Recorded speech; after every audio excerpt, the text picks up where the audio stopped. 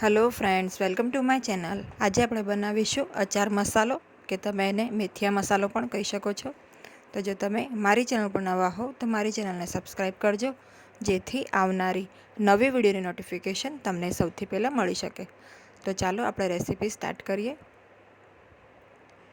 તો આ રીતે મેં બે અલગ અલગ કુરિયા લીધા છે। તો એક મેં રાઈના કુરિયા લીધા છે, એને મેં 1 કપ લીધા છે। વજનમાં જોઈએ તો 150 ગ્રામ જેટલા છે। તો આ રાઈના કુરિયા તમને ઇઝીલી કોઈ પણ ગ્રોસરી શોપમાં મળી જશે। હવે અહીંયા મેં મેથીના કુરિયા લીધા છે। તો મેથીના કુરિયા મેં અહીંયા હાફ કપ એટલે કે 75 ગ્રામ લીધા છે। તો જો તમારી પાસે મેથીના કુરિયા ના હોય તો તમારે જે મેથીના દાણા આવે છે એને એકદમ લો ફ્લેમ ઉપર થોડીવાર શેકી લેવાની। એકદમ બ્રાઉન નથી કરવાની, હલકી શેકી લેવાની અને એને મિક્સી જારમાં થોડું પલ્સ રેટ ઉપર આપણે એને ક્રશ કરી લઈશું અને પછી ચાળી લેવાનું। તો આપણે મેથીના કુરિયા તમને મળી જશે। તો પાવડરનો જે ભાગ હોય એ આપણે નથી લેવાનો। હવે આપણે જે રાઈના કુરિયા છે એને એકદમ લો ફ્લેમ ઉપર 1 થી 2 મિનિટ માટે આ રીતે શેકી લઈશું, જેથી જો એમાં કોઈ પણ મોઇશ્ચરનો ભાગ હોય તો એ ભાગ દૂર થઈ જાય અને આપણા કુરિયા સરસ એકદમ ડ્રાય થઈ જાય। તો આ શેકવું ખૂબ જ જરૂરી છે।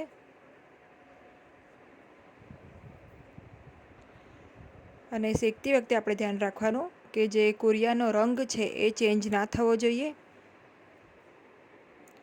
હવે કુરિયા શેકાઈ ગયા છે તો આપણે એને એક પ્લેટમાં કાઢી લઈશું।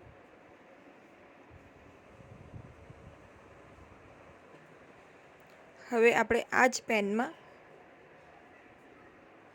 મેથીના જે કુરિયા છે એને આપણે શેકી લઈશું। તો એને પણ આપણે એકદમ લો ફ્લેમ ઉપર અને ફક્ત 1-2 મિનિટ માટે શેકવાના છે, જેથી આમાં પણ કોઈ પણ મોઇશ્ચરનો ભાગ હોય તો એ દૂર થઈ જાય અને આપણા જે કુરિયા છે એકદમ સરસ ડ્રાય થઈ જાય। તો હવે આપણે આને પણ એક બીજી પ્લેટમાં કાઢી લઈએ।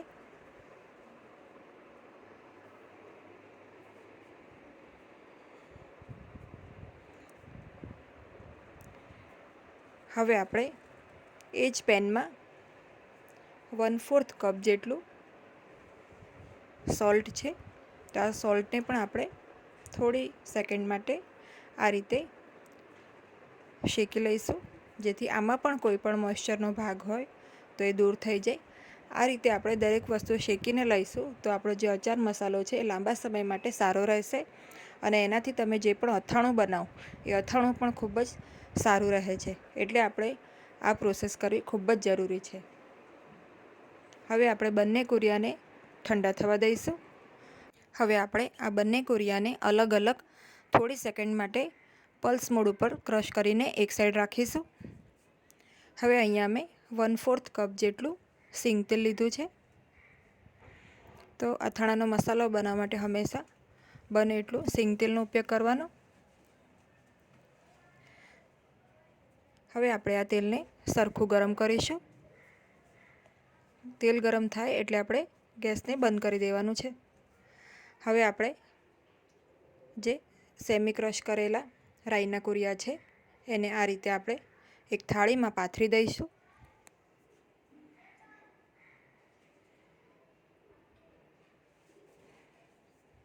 ત્યારબાદ આપણે મેથીના કુરિયાને પણ આ રીતે જ થાળીમાં પાથરી દઈશું અને વચ્ચે આપણે ખાડો કરીશું।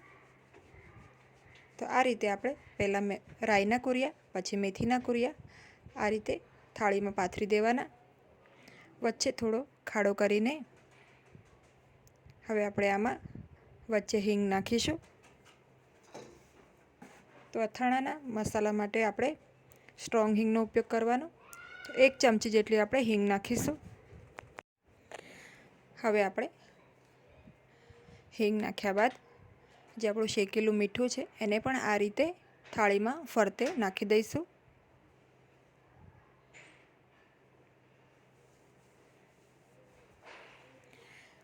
હવે આપણે તેલ જોઈ લઈએ। તો તેલ સરખું ગરમ થઈને થોડું ઠંડુ પણ થઈ ગયું છે, એટલે કે આ તેલ અત્યારે હુંફાળું છે. તો આ હુંફાળું તેલ આપણે થાળીમાં મસાલા પાથર્યા છે એમાં નાખીશું. તો આ વાતનું ધ્યાન રાખવાનું કે તેલ વધુ પડતું ગરમ ના હોય. તો આપણે એ તેલને સીધા કુરિયા પર નહીં, પણ મીઠા ઉપર અને જે વચ્ચે હિંગ છે એની પર પડે એ રીતે નાખીશું.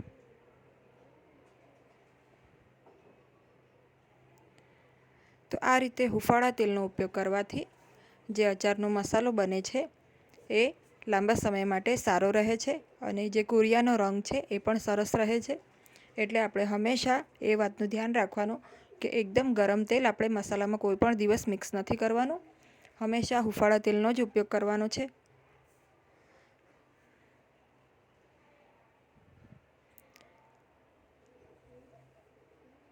હવે આપણે આને 2-3 મિનિટ માટે થાળી ઢાંકીને રાખીશું, જેથી બધી હિંગની ફ્લેવર છે મસાલામાં સરસ આવે.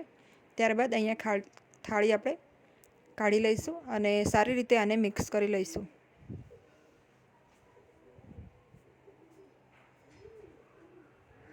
તો અત્યારે પણ તેલ આપણું થોડું હલકું ગરમ છે, એટલે મિશ્રણ પણ આ થોડું હલકું ગરમ જ છે. આ રીતે આપણે કોઈ પણ મસાલા નાખ્યા વગર જ પહેલાં મિક્સ કરી લઈશું, જેથી મસાલાનો જે કલર હોય એ પણ જળવાઈ રહે.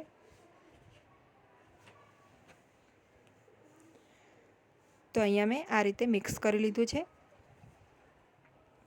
હવે આપણે આમાં તમે જોઈ શકો છો સરસ રીતે આ મિક્સ થઈ ગયું છે તેલ બધામાં. હવે આપણે આમાં 1 ચમચી જેટલી હળદર નાખીશું. હળદર નાખીને આપણે સારી રીતે મિક્સ કરી લઈશું.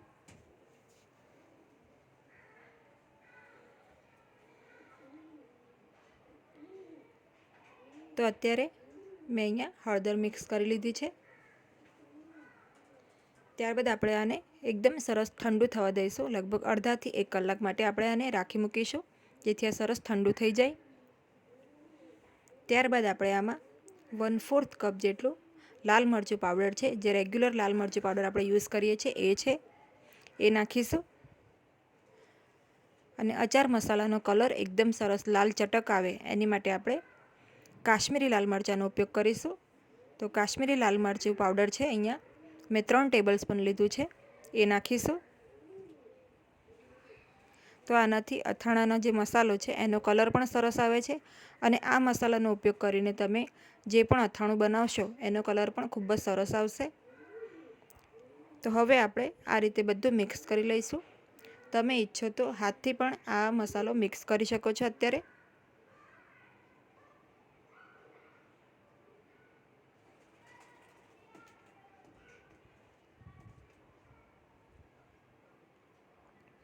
તો અહીંયા મેં મરચું બરાબર મિક્સ કરી લીધું છે. તમે જોઈ શકો છો આપણો જે અચારનો મસાલો છે એકદમ સરસ અત્યારે રેડી થઈ ગયો છે અને એનો કલર પણ તમે જોઈ શકો છો એકદમ સરસ લાલ ચટક આવ્યો છે.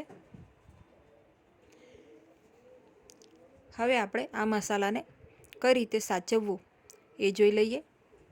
તો આપણો જે અચાર મસાલો છે એને આપણે હંમેશા એકદમ ડ્રાય અને ક્લીન કાચની બોટલમાં જ સ્ટોર કરવાનો અને એકદમ એરટાઇટ બોટલ રાખવાની આપણે.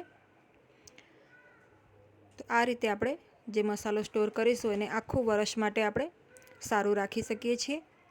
અને આ મસાલાનો ઉપયોગ કરીને આપણે થેપલા, ખાખરા તથા ખીચુનો પણ ઉપયોગ કરી શકીએ છીએ. આનાથી વાનગીનો સ્વાદ ડબલ થઈ જાય છે અને આ અથાણું બનાવવા માટે પણ ખૂબ જ ઉપયોગી છે. આનાથી તમે ખાટા અથાણાં પણ બનાવી શકો છો. તો જો તમને આ રેસીપી ગમી હોય તો વિડીયોને લાઈક અને શેર કરજો અને મારી ચેનલને સબસ્ક્રાઈબ કરજો. Thanks for watching.